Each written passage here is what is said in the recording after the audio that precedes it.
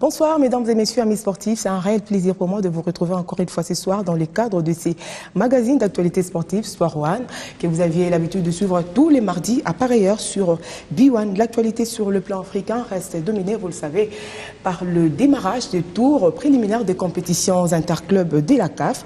À ce sujet, vous suivrez tous les résultats enregistrés par rapport à la manche allée de ces tour. Et sans oublier que Sa Majesté Sanga Balende a regagné la capitale en début d'avant-midi en provenance de l'Angola où il s'est incliné 1-3 devant la formation des Recreativo d'Angola.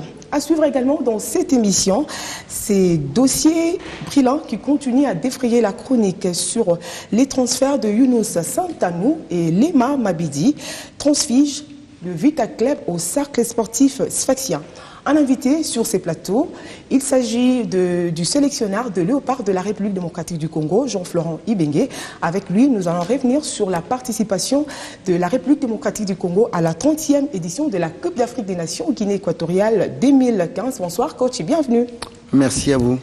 Et sur ces plateaux, comme toujours, pour vous tenir compagnie, je ne serai pas seul. Jean-Louis Kaninga sera également de la partie. Bonsoir Jean-Louis. Bonsoir Belinda.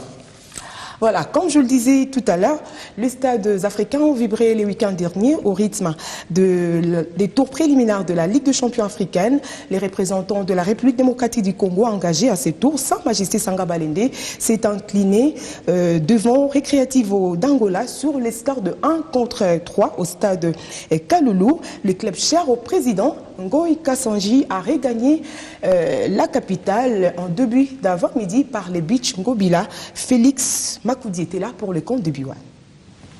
Bon, une mauvaise entame du match.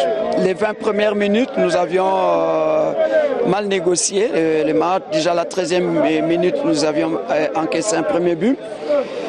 Et puis deux autres buts vont arriver sur, on va dire, des fautes individuelles. Ça arrive au football.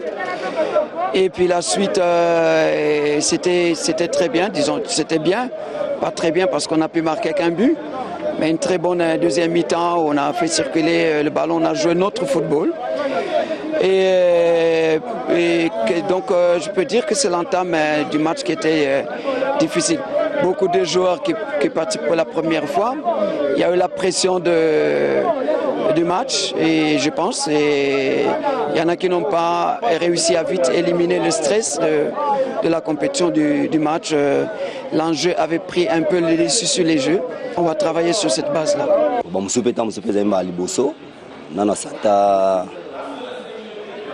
chaleur ya compétition on a été mais tant que moi vivre pas mon ningi salaka conscience mon peu comment ça le bien té faut na ça mon fort pour atteindre deuxième finale deuxième match au beta retour et motiver mon union ba les mabise to ba soutenir biso doit continuer à travailler car nena utuluba do minga ko lubeza te lo ba mo belete biso musana biso de balé. Avec vous, Jean-Louis Kaninda, le résultat enregistré à l'issue de la manche allée du tour préliminaire de la Ligue des champions. Et oui, donc il y a beaucoup de résultats qui sont tombés ce week-end, à dater du vendredi, samedi et dimanche. On a enregistré la large victoire du Raja de Casablanca du Maroc qui a battu Diable Noir du Congo-Brazzaville sur le score de 4-0. Al-Ali Tripoli a battu Smoua d'Égypte 1-0. Le Co Bamako du Mali a battu également Moghreb Tétouan du Maroc par 2-0. Là, c'était pour la journée du vendredi.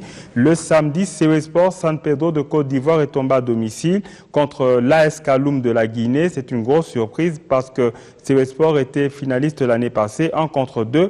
Pikin du Sénégal, Étoile Filante Burundi 1-0. Recreativo d'Angola, Sanga Balende 3-1 en faveur du Recreativo. LLB Académique du Burundi contre Kabouche Corp d'Angola 0-0. La jeunesse sportive de la Kabylie d'Algérie contre Saint-Georges de l'Éthiopie 1-0, ce score minimum. Gor Mahia du Kenya contre le CNAPS Sport de Madagascar 1-0. Al-Malaika du Sud-Soudan, contre Kano Pillars du Nigeria. Les Nigérians se sont imposés à l'extérieur. Ils ont donc réalisé un hold-up, 0-2. Real Banjul de la Gambie contre Barak Young Controllers du Libéria, 1 but partout. Saint-Michel United des Seychelles contre Mamelodi Sundowns d'Afrique du Sud 1-1 et Manga Sport du Gabon a battu Bantou du Lesotho 1-0 et le Stade malien a partagé 0-0 contre l'ASGNN du Nigeria 0-0 Belinda. En Coupe de la Confédération africaine, par contre, le club congolais qui a pris part à ces tours préliminaires s'est imposé les week-ends derniers à Owando face à l'Étoile du Congo sur la marque de 2-1. Le club cher au président Max Moké a regagné la capitale hier lundi en début d'après-midi. Suivez plutôt ce reportage. C'est par les Beach Mobila que le MK est revenu dans la capitale Kinshasa après le bon résultat réalisé face au club brazzavillois de l'Étoile du Congo dans le cadre du 32e de finale allée de la Coupe de la Confédération africaine de football. Et c'est sur le score de 2-1 que le football club Moké de la capitale s'est imposé en déplacement. On est très fort mentalement, techniquement aussi on a été fort. Et puis en face, il y a eu, il faut le dire, une belle équipe de l'Étoile du Congo qui a marqué en premier. Mais physiquement, tactiquement, on a été bon. Il y a des failles, mais on va les corriger au fur et à mesure. Le match s'est très bien passé. Malgré la fatigue, on ne s'est même pas entraîné. Quand on est arrivé, on n'avait pas eu le temps de s'entraîner. Mais vu que j'avais dit depuis le début que mentalement on était fort, donc ça a accompagné le corps, quoi. Donc le match a été très bien. Ils nous ont marqué un but. On a commencé avec une petite fatigue, la fatigue du voyage et tout. Ils ont marqué un premier but et on a essayé de faire notre mieux pour essayer d'avoir le score favorable pour venir négocier la qualification ici. Maintenant, l'heure est à la préparation du match retour qui se jouera exactement 2 semaines après au stade Père Raphaël de la Kétule. Le club blanc et orange de la capitale est à sa 2e expérience sur les continents. L'an dernier, Moké de Kinshasa est sorti en 8e de finale par le club égyptien du Smaïli. Ligue nationale de football, comme vous le savez, le Daring Club Motema Pembe est tombé à Lubumbashi face aux Kamikazes par 2-0, tandis que l'association sportive V-Club a accroché le FC Saint-Éloi Lupopo sur la marque d'un but partout. Jean-Louis Kaninda, les matchs s'est joué dans le cadre du démarrage des playoffs. Et oui, donc on a enregistré trois résultats. Ouais. Donc le DSMP est tombé face à Lubumbashi Sport, dont les Kamikazes ont dicté leur loi aux Immaculés, 2-0. Donc mauvais départ pour les playoffs, parce qu'on doit se rappeler que le DSMP est l'une des rares équipes qui avait fait presque un sans faute dans la première phase de la Lina Foot. Bon, V-Club est allé arracher le précieux point du match nul contre Lupopo, le FC Saint-Éloi. C'était 1 but partout. Il y a eu aussi également un nul vierge entre la Jeunesse Sportive Groupe Bazano et le CS Don Bosco, donc 0 but partout. Mais le calendrier a été remodelé parce que les rencontres étaient prévues pour le 19 février. Elles ont été repoussées au 21 février. Là, alors, nous aurons les affiches suivantes. Donc, le TP Mazembe jouera MK.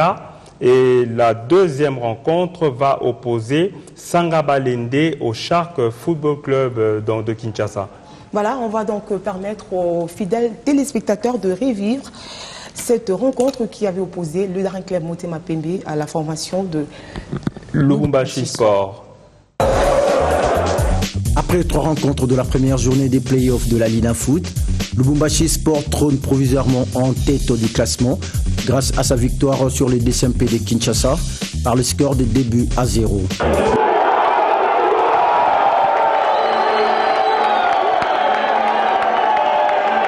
Le match s'est joué le samedi dernier au stade Kibasa Maliba de Lubumbashi.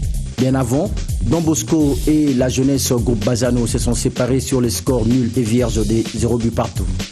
Le jour suivant, toujours à Lubumbashi, le FC Lupopo a été tenu en échec par l'ASV Club de Kinshasa par la marque de parité d'1 but partout. Les 2 rencontres prévues le 19 février sont reportées au 22 février prochain.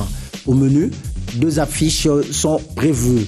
Le tout-puissant Mazembe sera face à MK et Sangabalende face à Shark Club de Kinshasa. Voilà, c'était un reportage signé Stone Loco. À présent, on va revivre ce qu'a été le nul d'un but partout partagé entre Saint-Éloi Lupopo et l'association sportive V-Club. Lupopo V-Club, c'est le match au sommet de cette première journée du play-off de la Ligue nationale de football. Étape que les Viettes ont raté de peu l'année dernière et les Moscovites viennent de perdre seulement il y a quelques mois la finale de la CAF Champions League. L'honneur, c'est le grand enjeu, mais les points sont tout aussi à capitaliser. Et c'est peut-être la raison de beaucoup des contacts physiques et le gros des occasions sont sur balle arrêtée. Sur ce duel, en l'occurrence de Ngoy Mukena et Katalai, l'arbitre Condé Landou accorde un coup franc au club de la capitale. Luvungunzinga s'en charge, mais Monga Ndala se détend.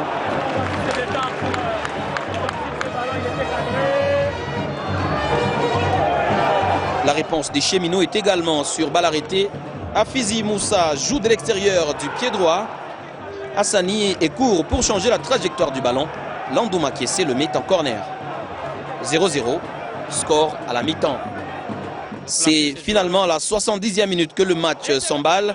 Sur un coup de pied de coin de Luvungu, Makwekwe Kupa monte plus haut, joue de la tête pour l'ouverture du score.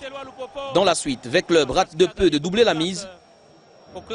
Sur un coup franc rapidement joué avec Magola, encore Luvungu envoie se balader Bwenzaloso, centre pour Katalai. Malheureusement sa tête trouve à nouveau Monga sur le bon trajet. À peine 5 minutes passées, Mbunzu entré quelques minutes plus tôt à la place de Kabangetuité, fauché par Mbala. Afizi se charge, comme d'ailleurs depuis le début du match, du coup franc.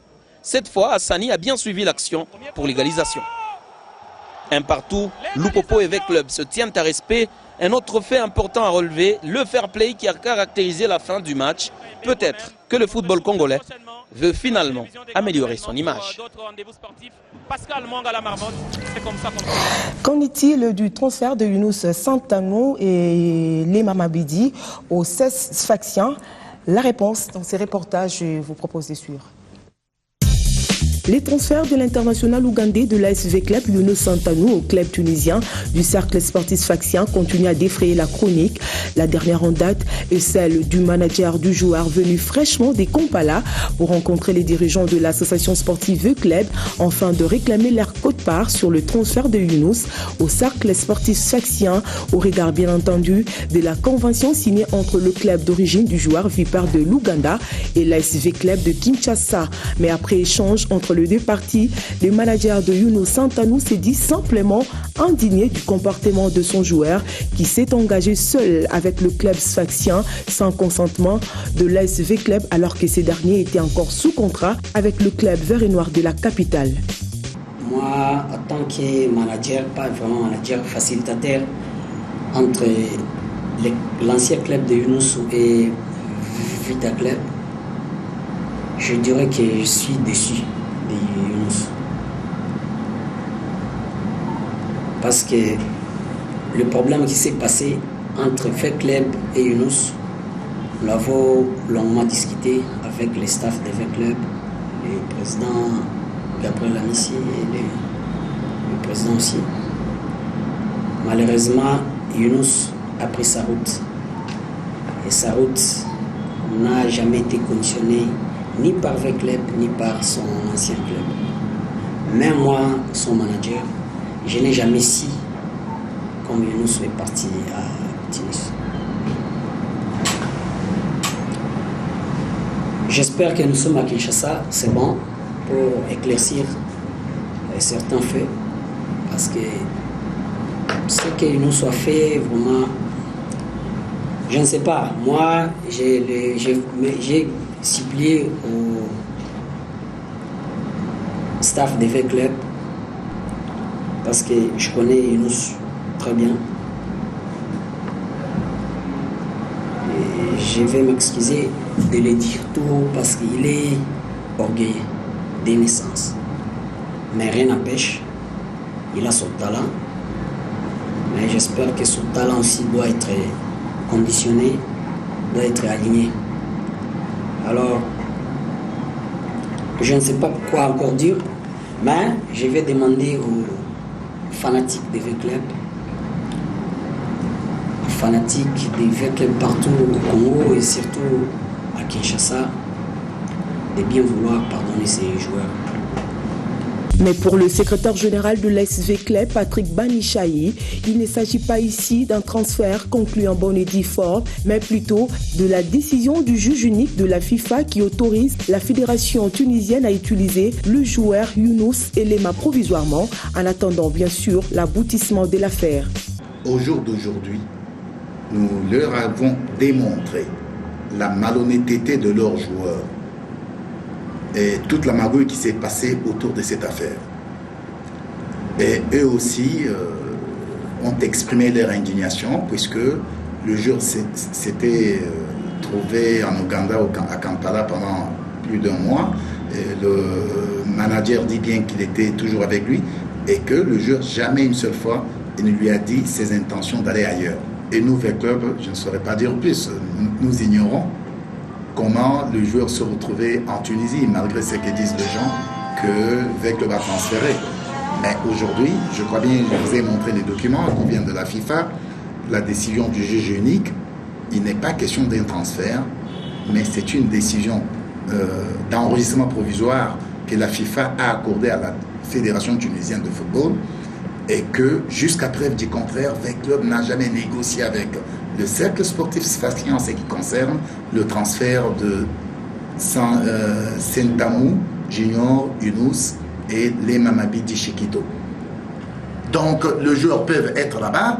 Je crois bien que je vous montre le document, c'est tout à fait clair. A pris en compte la déclaration du joueur qui a explicitement exprimé son souhait de jouer pour les clubs tunisiens. Il n'est pas dit que V-Club a transféré. Il n'y a pas transféré. Et il continue. Par conséquent, le juge unique a décidé d'autoriser la Fédération tunisienne de football à procéder à l'enregistrement provisoire du joueur.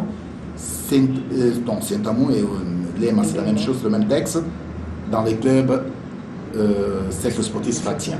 Mais il termine en disant, enfin, le juge unique a souligné que la présente décision concernant l'autorisation d'enregistrement provisoire du joueur est une mesure provisoire et que, en tant que telle, elle ne porterait pas préjudice quant à une quelconque décision concernant la substance d'un éventuel litige contractuel. Et si V-Club veut rentrer dans ses droits, il doit absolument négocier avec le CES sfaxien. Au cas contraire, elle risque d'être perdant. Et surtout que, dans le cas de Spes, seule la volonté de joueur prime. En bon entendeur, salut. Alors, puisque nous avons avec nous sur ces plateaux le coach de l'ASV Club, nous allons en profiter pour recueillir également ses impressions par rapport à ces dossiers qui continuent à défrayer la chronique. Alors, coach, quel regard portez-vous sur le dossier Younous et Lema? S'il y a vraiment un mot à dire là-dessus, c'est plutôt dommage. Je pense qu'on ne peut pas refuser qu'un joueur puisse quitter le club. Et d'ailleurs, c'est dans ma philosophie, c'est ce que je dis à mes joueurs. Je leur souhaite toujours de jouer le plus haut possible. Alors, s'ils ont trouvé un accord avec leur futur employeur, le mot dommage reste que les deux clubs ne se soient pas entendus. Et je crois qu'en bon gentleman de chaque côté, maintenant que le juge unique s'est prononcé, je crois qu'il faudra absolument se mettre à table pour trouver une solution pour que les trois parties puissent trouver leur satisfaction. Vous n'avez pas peur que ces départs puissent handicaper un tout petit peu les dispositifs de votre équipe? C'est toujours embêtant que ça se passe aussi tard, mais on ne peut pas garder un joueur contre sa volonté. Un joueur doit être là avec l'envie, ça dépasse tout. Et si le joueur reste au club alors qu'il a sa tête ailleurs, il ne pourra pas produire le meilleur de lui-même. Donc je pense que le club est disposé à les laisser partir. Et moi, le premier, je leur souhaite tout le meilleur du monde parce que ce sont deux garçons que j'apprécie. Et je ne peux rien leur souhaiter de mal. Donc je leur souhaite vraiment une très belle et très longue carrière. Mais maintenant, ils appartiennent à un club. Et le club est un peu lésé dans l'histoire. Il faut aussi que le club puisse revenir un petit peu dans ses droits. Donc un petit peu de raison de chaque côté pour qu'on puisse continuer à avancer. Et voilà, comme je vous le disais en début de l'émission, que nous allons nous entretenir avec l'entraîneur, les sélectionneurs de Léopard de la République démocratique du Congo sur la participation de notre pays à la dernière Coupe d'Afrique des Nations Guinée équatoriale 2015. Le moment est donc venu. Alors, coach, dites-nous d'abord, qu'est-ce que vous ressentez en ce moment lorsque vous avez constaté que la République démocratique du Congo termine la compétition en raflant la 3e place avec à la tête du staff technique Florent Ibenge? Ma première pensée était pour le prof Watunda. Quand on a pris cette 3e place, j'ai pensé à lui, j'ai pensé même fortement à lui. À lui et aux joueurs qui nous ont fait... J'étais en France à l'époque, j'ai regardé ce match-là, le fameux match où on a ramené la médaille. Et en plus, en partant à la compétition, j'ai eu un coup de fil de Roger Itoto, qui avait joué cette petite finale, qui m'a dit je vous sens bien, je pense que vous pouvez aller jusqu'au bout. Bon, malheureusement, on est tombé comme lui à cette époque-là. Donc c'est vraiment une pensée à cette génération-là qui m'était arrivée en tête. Donc partout où il se trouve, le prof, mes pensées vont vers lui et puis à tous les restes. Au départ du pays, vous vous êtes fixé comme objectif premier de franchir au moins les cap de quart de finale. Oui. Et arrivé sur place, les contraires s'est produit. Alors dites-nous, à quel moment vous-même vous avez cru faire mieux dans cette compétition? Non, c'était pas fixé des limites. Je crois que je n'en ai jamais fixé. Je m'étais juste dit qu'on allait y aller pour être vraiment un poil à gratter. On arrivait en tant que 16e, mais on ne voulait pas repartir en tant que 16e. On voulait proposer quelque chose à chaque match. Et à chaque match, on voulait faire le mieux possible, mais avec l'objectif, comme je l'avais dit, vous l'avez souligné, de passer ce 2e tour. On était dans un groupe qui était très difficile. Les gens ne pensaient pas qu'on était dans un groupe difficile, mais je l'ai dit parce que tout le monde peut battre tout le monde. Et même dans ce groupe, au départ, on était les moins bien lotis au niveau du classement FIFA. Donc j'y allais sans complexe. Je disais, ouais, ok, on est les moins bien lotis pour l'instant, mais on y va sans complexe et on va faire tirer notre épingle du jeu. Et comme l'heure des éliminatoires de cette compétition, la République démocratique du Congo s'est encore qualifiée dans l'Adulaire. Comment expliquez-vous cela? On s'est mis en difficulté. Pour franchir bien sûr les caps de quart de finale. Oui, en le franchissant, ça je ne le nie pas. On a fait 3 matchs nuls qui nous ont permis de passer ce cap. Ce qui prouve quand même que notre groupe était vraiment homogène et chacun pouvait battre l'autre dans notre groupe, ce qui le rendait d'autant plus difficile. On a éprouvé des difficultés à partir du moment où on n'a pas gagné le premier match. On voulait vraiment le gagner et on avait la possibilité de le gagner. Mais on a eu une chose qu'il faudra changer, évidemment, qu'on voulait changer, on n'a pas réussi, c'est de courir après le score. À chaque fois, on était mené et on revenait. Et ça use les forces. On a montré des belles forces de caractère, mais quand vous courez après le score, vous perdez des forces pour pouvoir donner l'estocade après. Donc voilà, ça nous est arrivé dès le premier match, alors qu'on avait envie de gagner. On a encaissé un but dès la première minute, ça nous a rendu la tâche plus compliquée, même si, au vu des occasions, on aurait mérité vraiment de l'emporter. Et en emportant ce premier match, on aurait eu des scénarios un petit peu différents pour aborder le match, sachant que le match le plus compliqué à jouer, c'était le 2e match, qui a été, je pense que vous allez me poser la question, qui a été fortement décrié, mais je pense que c'est le match où on a été peut-être le plus intelligent. Et durant toute la phase des poules, si vous voulez, l'opinion aujourd'hui vous accuse d'être instable dans le choix de vos joueurs que vous avez placés sur le terrain. Oui, mais moi je veux bien continuer à être instable comme ça. J'arrive chaque fois en demi-finale d'une compétition. Les gens parlent, oui, mais ils ne sont pas dans le groupe. Parfois on est soi-disant instable parce qu'il y a des joueurs qui sont blessés et on est obligé de changer. Et je dis aussi, encore une fois, on est à 13 matchs, on a dû changer de tactique, de jeu. On n'est pas encore tout à fait au point, donc il y a des joueurs qui s'adaptent beaucoup plus à un 4-3-3 que d'autres à un 4-4-2. On a commencé par un 4-3-3, Et on a terminé la compétition avec 4-4-2. Donc on ne joue pas de la même façon. Donc il y en a qui trouvent que c'est instable, mais bon, il faut avoir une bonne lecture du jeu aussi, avant parfois de critiquer. Alors revenons un peu à ces matchs de quart de finale disputés entre les deux Congos, un match très attendu entre les deux nations les plus rapprochées du monde, mené 2-0. À 25 minutes de la et fin. à 25 minutes de la fin, renverser, remonter les 2 buts et jusqu'à renverser la tendance. En tout cas, moi personnellement, je n'ai jamais compris la tactique que vous aviez mis en place ce jour-là. La tactique, c'était de faire le jeu. De faire le jeu et puis d'empêcher. Il faut connaître aussi l'adversaire. L'adversaire était très bon, c'était un adversaire homogène et très bon dans la contre-attaque et dans la conservation du ballon devant avec 2 éléments moteurs. Fodé Doré, très grand, qui sait conserver un ballon, et Thierry Bifouma qui va très vite. Thierry, pardon, qui va très vite. Donc c'était une équation à résoudre, sachant qu'on avait une défense qui était et de quelle manière vous avez résolu cette occasion? On a résolu l'occasion justement en essayant de priver cette équipe de ballon pour que les attaquants ne puissent pas avoir de ballon, donc faire du jeu et exercer un pressing assez haut. Donc on a eu beaucoup d'occasions, on a vraiment maîtrisé cette équipe et malheureusement sur deux erreurs individuelles, on encaisse 2 buts. Mais à côté de ça, on s'est procuré énormément d'occasions, notamment par Jérémy Bokila qui, pour une fois, n'a pas été très, très réaliste devant le but.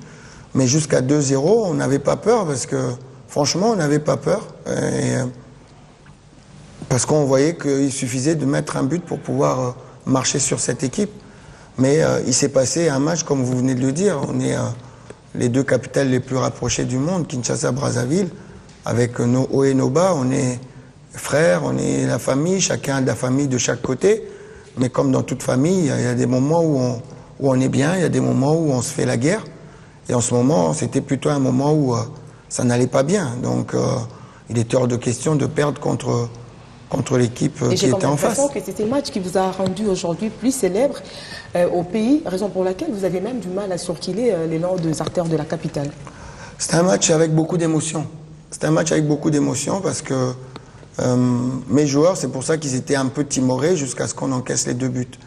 C'est une rencontre qui dépassait un match de football. C'était une rencontre avec énormément d'émotions, surtout pour les joueurs évoluant en Europe.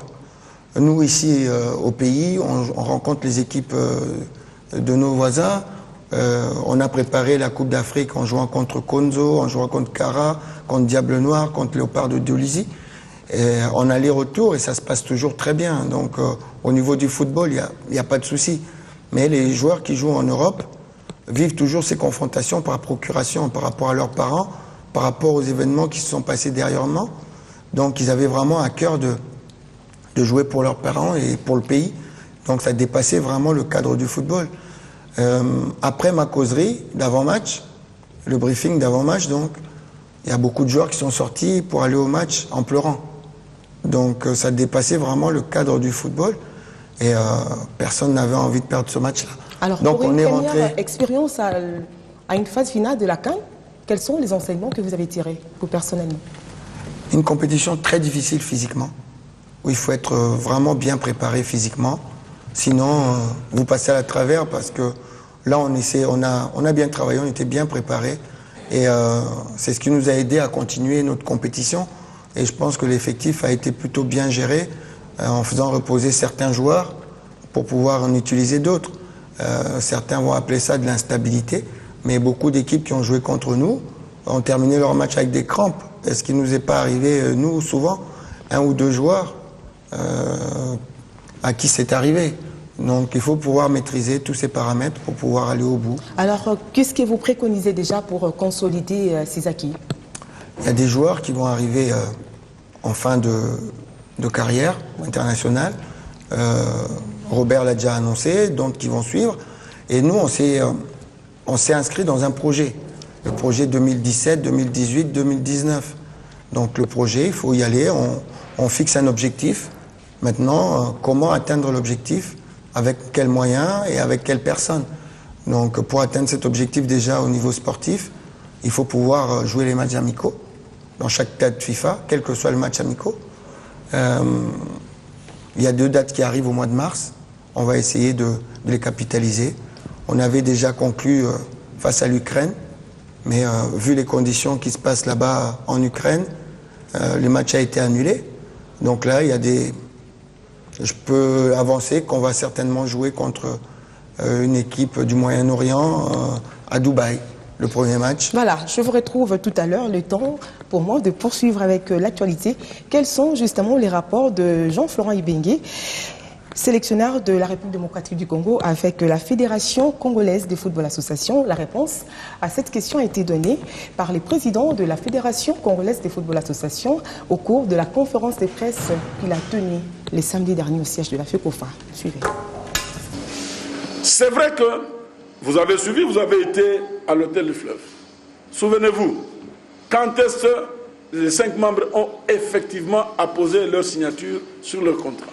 Quelques heures de leur départ, qu'ils ont apposé leur signature. Maintenant, en apposant leur signature, il y a toute une procédure. Il faut le remettre, il faut que la FECOFA prépare maintenant tous les tableaux qui reprend les différents arriérés de leur salaire, qu'on puisse les introduire auprès du ministre des Sports et que lui puisse commencer toute la procédure interne pour pouvoir envoyer le budget et que le budget puisse lancer toute sa procédure, faire toute la chaîne pour pouvoir enfin, comme ils sont bancarisés, commencer à transférer dans leur compte. À 24 heures du démarrage de la préparation de l'équipe nationale, ils signent, ils partent. À ce moment-là. Et eux et nous, de commun accord, concentrons-nous d'abord sur la CAN. Étant donné que l'essentiel c'était déjà de signer le contrat qui reprend les engagements des uns et des autres, qui lie juridiquement. Nous nous sommes concentrés sur la CAN.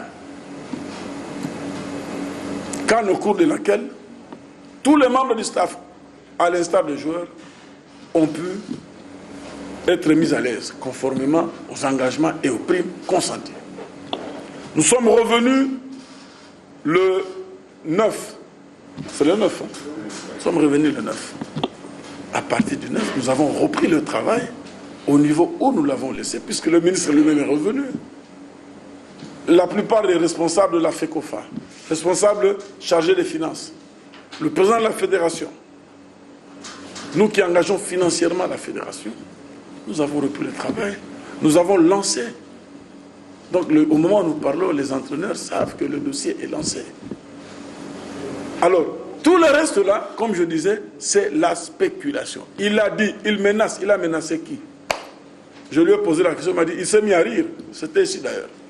Il dit, j'ai menacé qui? J'ai parlé à qui? Ça c'est la presse qui en fait de chou gras. C'est la presse qui en fait de chou gras. Mais soyez rassurés qu'il y a de bonnes relations entre Ibenge et la FECOFA. Alors, votre réaction par rapport à ce que vient de dire Constant Marie? C'est la vérité, tout simplement. C'est la vérité, rien que la vérité. C'est la vérité, il n'a pas menti, on travaille de concert. On est vraiment dans ce dossier ensemble. Donc on a vu qui de droit. L'opinion voudrait quand même voir clair dans votre situation salariale. Dites-nous un peu comment ça se passe. Il se passe qu'il y a eu quelques dysfonctionnements au niveau de la signature de ce contrat et son départ en quittant la fédération vers le ministère et les différents ministères. Je ne maîtrise pas tous les arcanes, tous les rouages, mais il y a eu des dysfonctionnements de ce côté-là. Le contrat a été perdu. Ensuite, il y a eu un problème au niveau de la signature. Donc vous avez fait les éliminatoires et la phase finale sans être payé, c'est ça? Voilà, vous le dites, oui. Mais bon, le dossier est en cours, ça devrait se terminer. Pourtant, vous avez eu l'occasion quand même de changer avec le chef de l'État en Guinée dernièrement. On n'a pas échangé de cela en Guinée. On a échangé de cela quelque temps avant au téléphone. Il est au courant, donc voilà, tout le monde est au courant. Donc je vous dis encore une fois, ça va se régulariser. Et c'est ce que dit le président Constant Omari. Donc, point n'est besoin de s'alarmer, dit-on. Mais est-ce qu'il y a eu une histoire des détournements autour de fonds que le chef de l'État avait alloués à la sélection nationale de la République démocratique du Congo? Ça, c'est vous qui me l'apprenez. C'est vous qui me l'apprenez. Je crois que le président est arrivé et il a dit à tout le monde que ça serait en toute transparence. Et il a donné ce qu'il avait à donner en toute transparence. Et il y avait même une liste avec ce que chacun devait toucher. Et donc, on n'a pas à demander ce que donne le président de la République. On accepte et on dit merci, tout simplement. C'était combien? 2 millions de dollars, c'est ça? C'est peut-être pas 2 millions de dollars. Beaucoup de gens spéculent sur ce chiffre-là. Ce chiffre n'a pas été donné par le président de la République. Il y a des gens qui sortent ce chiffre. Ils n'ont qu'à défendre comment ils sortent ce chiffre-là. Le président de la République est venu. Il nous a donné quelque chose en disant, voilà, vous êtes des soldats au front. Un petit rien pour s'acheter des cartes. Voilà, il a donné quelque chose pour tout le monde. Et puis, avec le ministère, il y a eu... on a dispatché pour tout le monde. Tous ceux qui étaient là, qui devaient recevoir, ont reçu. Mais il n'y avait pas ce montant. C'était pas un montant de 2 millions. Je ne sais pas qui sort des affabulations comme ça. À lui de se justifier, celui qui sort ça. Et celui qui se permet de dire qu'il y a eu des détournements, je crois qu'on est dans un pays de droit. Alors quand on dit qu'il y a des détournements, il faut rester en justice. Puis c'est tout. Mais sortir des élucubrations de la sorte, bon ben, voilà, il faut assumer. Voilà, je vous retrouve encore une fois tout à l'heure, le temps pour nous de parler de basketball cette fois-ci, où l'on nous signale que le BC New Generation a fait ses armes pour la nouvelle saison sportive qui démarre déjà ce samedi 21 février avec la Lipro Bakin, où il sera opposé au BC Molokai à la place de Limika. C'est un reportage signé Stone Loco. Engagé sur les 3 fronts, la Lipro Bakin, la Coupe du Congo et les éliminatoires de la Coupe d'Afrique de club zone 4. Le basket club New Generation est en phase terminale de préparatifs. On prépare d'abord le championnat qui va commencer ce samedi. Et notre premier match c'est contre Molokai, qui n'est pas une petite équipe, qui est sorti vice-champion de Kinshasa l'année passée. Voilà. Alors comme nous avons fixé notre objectif, c'est de sortir champion de Kinshasa. C'est d'abord commencer par battre la grande équipe de Molokai. Et nous avons aussi fixé pour la Coupe du Congo. La Coupe du Congo, c'est Mazembe qui est l'équipe qui, on va pas dire la plus forte, mais c'est l'équipe à battre. Ça veut dire quoi? Si vous gagnez Mazembe, vous avez plus de chances de sortir champion du Congo. Donc notre objectif, c'est de sortir ces champions du Congo. Et pour la Coupe d'Afrique, ça sera notre première participation à la Coupe d'Afrique. C'est l'apprentissage pour nous. Donc notre objectif, c'est d'abord de passer le cap de la phase éliminatoire zone 4, et puis jouer la phase finale. Confiant au travail effectué pendant 3 mois, tous les joueurs sont déterminés à hisser très haut le niveau de leur équipe chérie New Generation. Dès le premier jour qu'ils sont arrivés, ils avaient déjà l'esprit des New Gen, parce qu'on les a déjà parlé, on les a expliqué aussi, que cette année on a de telles ambitions. Et directement, ils ont compris et nous avons une même idée pour amener aussi l'équipe vraiment vers le haut. En tout cas, j'ai confiance en mes coéquipiers. On est une jeune équipe, on a fait pas mal de transferts, donc il y a beaucoup de nouveaux. Mais je sais que dès qu'on va trouver les automatismes, on va être très très dangereux et on va faire un beau championnat. Nos objectifs de cette année-ci sont plus gros que ceux de l'année passée. Cette année-ci, non seulement on vise le championnat local, bien sûr, et on vise également la Coupe d'Afrique, les qualifications de la Coupe d'Afrique. Donc le niveau d'entraînement a été plus élevé que l'année passée. On s'entraîne beaucoup plus fort, c'est beaucoup plus intense, on a beaucoup plus de compétitions. En judo, la Fédération nationale congolaise des judo convoque son assemblée extraordinaire élective pour le 28 février prochain sur demande de la Fédération internationale de judo, annonce faite par Francis Bimoala, président de cette association sportive nationale. Il est au micro de Jean-Louis. Oui, sur recommandation de la Fédération internationale, ils nous ont demandé de réorganiser les élections. On a trouvé mieux aussi, au lieu de tâtonner sur le terrain, et tantôt plus tôt, on avait trouvé mieux de suivre cette idée, cette recommandation. Et je pense que les documents seront publiés dès ce samedi. Je reste candidat à ma propre succession, bien sûr, parce que j'ai un programme à suivre que j'avais déjà développé avec la Fédération internationale, la construction d'une salle. Donc ça, et puis l'implantation du judo à travers toute la province. Raison pour laquelle vous avez constaté qu'on était parti dernièrement matin des douaniers de tatami encore, et on a 500 kimonos qui arrivent encore. Donc tout ça, c'est pour la vulgarisation du judo à travers toute la province. Voilà, c'était là donc Francis Bimouala, président de la FENACOJI. Alors, mesdames et messieurs, amis sportifs, on s'approche lentement mais sûrement vers la fin de l'émission de ce soir.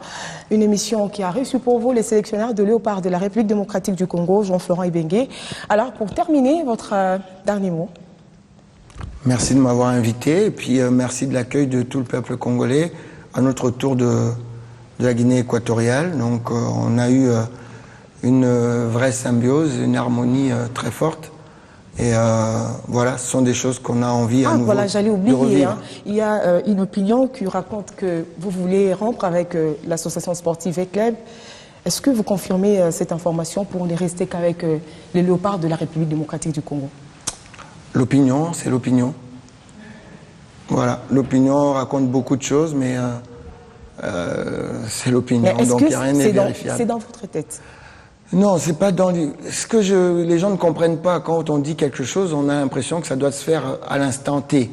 Ce que j'ai dit tout simplement, c'est que c'est pas une situation qui peut durer très longtemps. Je veux dire, entraîner l'équipe nationale et entraîner un club, c'est très difficile et ça peut pas durer ad vitam aeternam. Maintenant, pour l'instant, je continue avec les clubs et l'équipe nationale. Le choix n'est pas encore opéré. Et quand il devra être fait, les gens sauront. Maintenant, on dirait que je dois choisir demain ou après-demain. Sinon, c'est la catastrophe mondiale pour le peuple congolais. Non, tout va tourner. Demain, il fera jour et on va continuer au moment où ça sera opportun. Voilà, si je comprends bien, cette question n'est pas encore à l'ordre du jour. Jean-Louis Kalinda, pour terminer. Et oui, on va boucler avec la Ligue des champions de l'UEFA qui reprend ses droits dès ce soir avec deux belles affiches. Paris Saint-Germain-Chelsea, ça sera au Parc des Princes, donc à Paris, et le Shakhtar Donetsk contre le Bayern Munich. Cette fois-là, on va jouer au stade Arena Lviv en Ukraine. Voilà, mesdames et messieurs, amis sportifs, ça n'est fini pour ce soir. Si vous avez aimé, vous n'avez qu'à dire merci à l'ensemble de l'équipe technique chapeautée de main de maître par Dax Menayame. Merci également à vous de la particulière attention accordée à cette édition. Merci à vous également d'être venu. Merci. Merci Jean-Louis de votre brillante participation. Je vous retrouve le mardi prochain avec le même plaisir, mais d'ici là, portez-vous bien et surtout bonsoir.